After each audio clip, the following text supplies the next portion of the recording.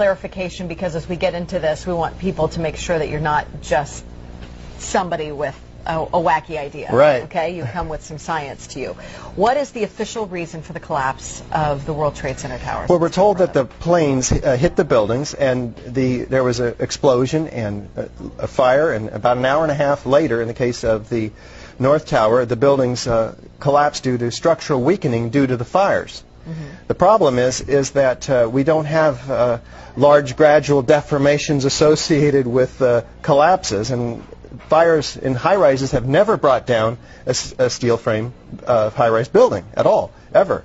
And what we have, unfortunately, is the evidence in the Twin Towers and the third skyscraper to collapse that day, which most people don't know anything about it. We have the evidence of the 10 key features of controlled demolition.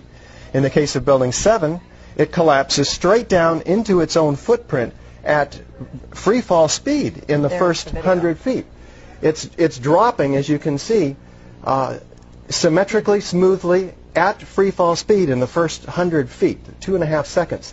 This is uncanny. There's 40,000 tons of structural steel designed to resist this collapse. Is it, what, a 47-story building? Yeah, it's just called Building 7, right a football field away from the Twin Towers.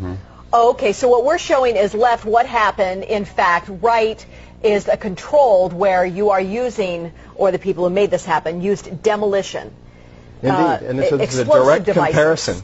And you can see that, indeed, almost free fall speed, free fall acceleration through 40,000 tons of structural steel. That is uncanny. So we have 700 architects and engineers demanding a new investigation as a result of this evidence and the evidence in the World Trade Center. That is very explosive. Almost every architect and engineer we show this information to agrees with us that these are controlled demolitions.